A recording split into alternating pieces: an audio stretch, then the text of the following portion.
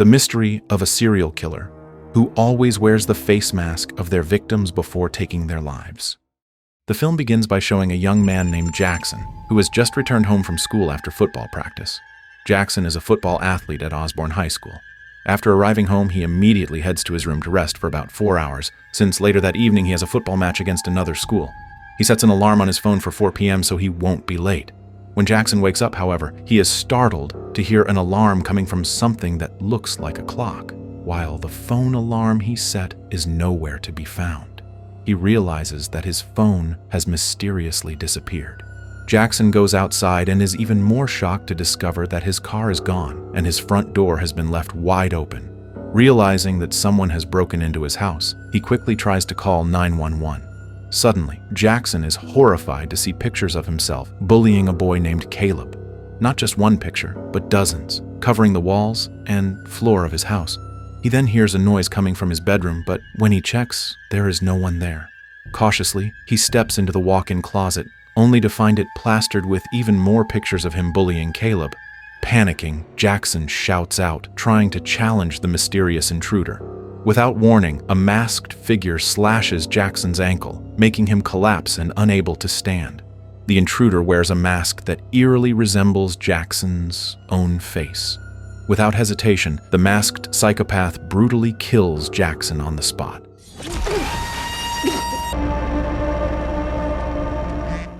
Meanwhile, Jackson's father, who is at the school football game, begins to worry since his son hasn't shown up.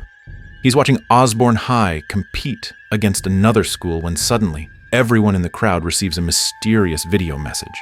The footage shows Jackson bullying Caleb. After the game ends, Jackson's father is devastated when he discovers his son's gruesome death. The next day, the students began praying for Jackson, honoring him for bringing pride to their school. Soon after, rumors spread that Jackson had likely been murdered by Caleb, who was believed to be seeking revenge for the bullying Jackson had inflicted on him. Although there was no proof, many students started to believe the rumor, and wherever Caleb went, people stared at him with strange looks. Caleb was shunned by everyone, and no one wanted to be his friend anymore. Even in the cafeteria, no one would sit beside him. Fortunately, there was one group who accepted Caleb as he was: Makani Young, Alex, Darby, Rodrigo, and Zach. This group was filled with kind people who never judged others when choosing friends, and they felt sorry seeing Caleb being isolated. Caleb was truly happy after getting to know them. Caleb. That's Rodrigo. Bitch just called a princess instead of someone actually oppressed. After school, Zach was shocked to see that his car had been vandalized with scratches, but he chose not to make a fuss and went home instead. That night, while Makani was asleep, she had a nightmare about someone being consumed by fire. Hey, Jasmine. What's your name? When she woke up, she was startled to find all of her doors and closets standing wide open. After checking, she discovered it was only her grandmother, who had been sleepwalking. Did I? The next day at church, Jackson's friends Katie and Marcus began decorating for a prayer event in Jackson's memory. When Katie called out to Marcus several times, he didn't respond. Then Katie received a text from Marcus explaining that he couldn't come to church because he was sick. Shocked, Katie realized that the person she had been talking to wasn't Marcus at all. She tried to leave the church, but the doors had been locked by someone. Suddenly, a figure in white robes wearing a mask identical to Katie's face appeared. The masked psychopath approached, attempting to kill her. Every little snowflake has to be. Also, it's like... Katie was stabbed in the stomach, though it wasn't immediately fatal. She tried to hide inside a closet and called 911 to report that she was being attacked by a masked figure resembling herself. Before she could explain further, the psychopath managed to kill her. When a pastor and several others arrived at the church, they were confused as to why the doors were locked. Luckily, the pastor had a spare key and opened the door, only to be shocked when they discovered Katie's body hanging. Police worked hard to investigate the deaths of Jackson and Katie, both from Osborne High School. News reports warned all students to be careful whenever they saw someone wearing a mask that looked like their own face. The next day at school, the police began interrogating students one by one, asking them several questions. You see everything, right? There is a referendum in the ballot next month to dissolve the police department. One student, Zach, was excused from interrogation because his wealthy father, who owned many ranches, guaranteed his safety. Zach's father then informed him that he would be leaving town, so Zach was left to take care of the house alone. Get that goddamn graffiti buffed out, it's embarrassing. Night soon fell, and it was now Makani's turn to be questioned by the police. Fortunately, she was accompanied by her boyfriend, Ollie, so she didn't have to worry about going home afterward. After her interrogation, Ollie took Makani to a secluded place where they became intimate.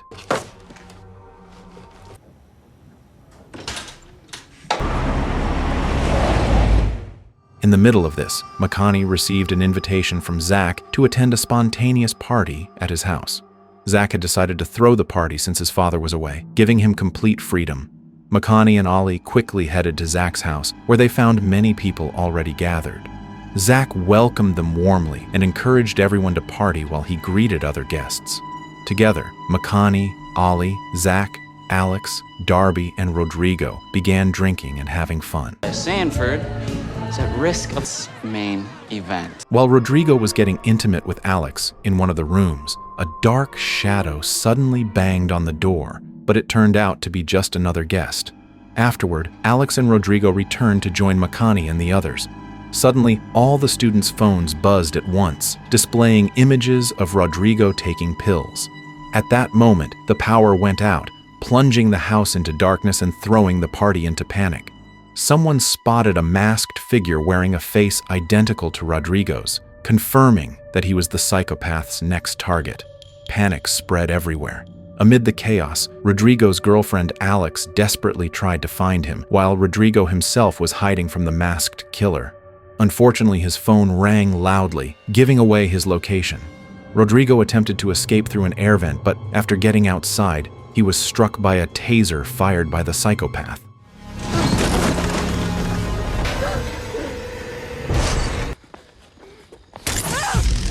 Paralyzed and defenseless, Rodrigo was brutally killed on the spot. Following Rodrigo's death, the school was forced to shut down for the entire month of October. His friends Makani, Alex, Darby, and Zach were heartbroken over losing him.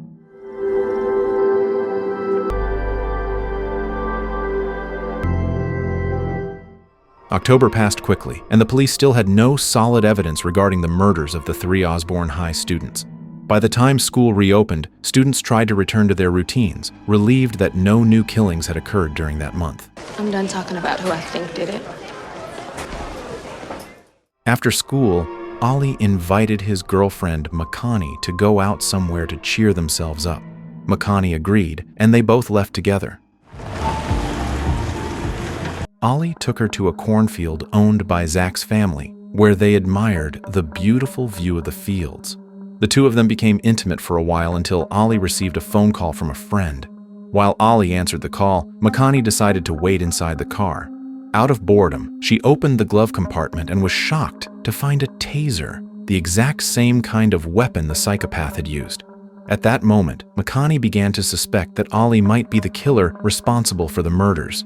When Ollie returned to the car, Makani pretended as if she hadn't discovered anything. Ollie then shared about the tragedy of his parents, who had died in a car accident caused by their drunk driving. Since their deaths, Ollie had been devastated, and his behavior had drastically changed.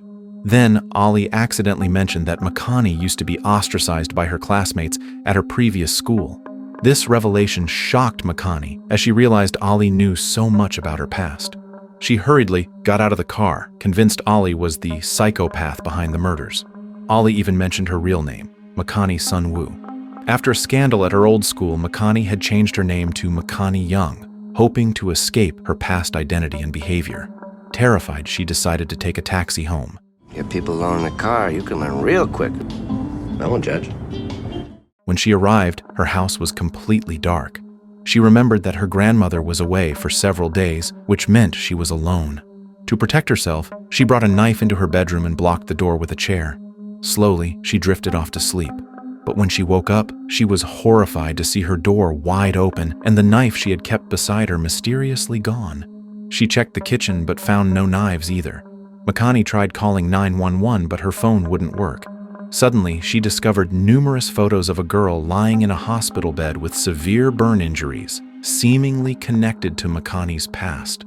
Among the photos was a newspaper article describing how Makani had once pushed a classmate into a bonfire, causing the girl to suffer burns. Suddenly, the masked psychopath attacked her with a taser. Helpless, Makani cried as the killer doused her with gasoline, preparing to burn her alive. Just then, a car pulled up outside her house, distracting the psychopath. Makani seized the chance to fight back, knocking the killer down and ripping off the mask. Before she could see the face beneath, however, the psychopath managed to escape into the night. It turned out that the person who came to the house was Alex, worried because Makani hadn't replied to her messages. Alex immediately took Makani to the hospital. When Makani woke up, she saw Alex, Darby, Zach, and her grandmother already there. The three of them asked Makani about the photos scattered in her house. Makani then revealed that her real name was Makani Sunwoo, and she had changed it to Makani Young after an incident at her old school. At that time, there had been a bonfire party at the beach, where seniors cruelly hazed the new students by forcing them to drink until they got drunk and then fight each other. In her drunken state, Makani ended up pushing a girl named Jasmine into the fire. Jasmine was rushed to the hospital with severe burns, and from that day on, Makani was hated by her family and friends. Fortunately, in court, she was granted parole, but afterward, she decided to move houses and schools to start a new life free from her dark past. Luckily, her grandmother always stood by her, never hating her despite what had happened. After hearing her story, Alex, Darby, and Zach encouraged her to keep moving forward and suggested she call Jasmine to apologize, though Makani admitted she wasn't ready yet. Read my essays. You stand up for me. Soon after, Makani reported to the police that the psychopath was Ollie. The police arrested him at his house and took him in for further interrogation, which gave Makani a sense of relief, thinking he would finally be imprisoned. However, the next day after school, Makani received a message from Darby saying that Ollie had been released thanks to his older brother, who posted bail and insisted Ollie wasn't the killer. The news made Makani anxious. Suddenly, Ollie arrived at school in his car. Terrified, Makani ran inside the building to hide and used her phone to call 911. There, she ran into Caleb, which calmed her because she believed Ollie wouldn't try anything while Caleb was around. But then, out of nowhere, the masked psychopath appeared behind Caleb and stabbed him. The killer handed over the knife, and suddenly Ollie appeared behind Makani, trying to protect her. Makani was shocked to realize Ollie wasn't the murderer after all. If Ollie wasn't the psychopath, then who was hiding behind the mask? Together, Ollie, Makani, Alex, and Darby rushed Caleb to the hospital, where he was successfully saved by doctors, though he needed to stay for treatment. That night, Zach's father hosted a cornfield maze festival on his property. The event was packed with visitors, including the masked psychopath who slipped inside, apparently targeting Zach, who had been assigned to work inside the maze by his father.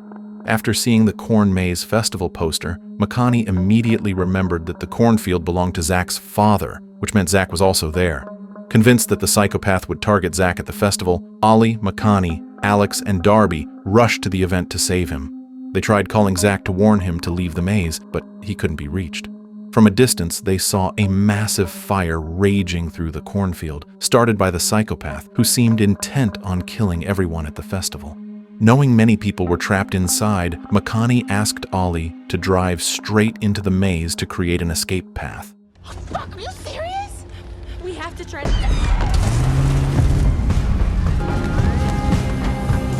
Before getting out of the car, Ollie grabbed his taser to prepare for a fight. Together, they navigated the burning paths and guided people to safety. Makani then told Alex and Darby to focus on rescuing others while she and Ollie searched for Zach. As they ventured deeper into the maze, they witnessed the psychopath wearing a mask resembling Zach's father. Without hesitation, the killer murdered Zach's father on the spot. Slowly, the psychopath removed the mask, revealing himself to be Zach all along.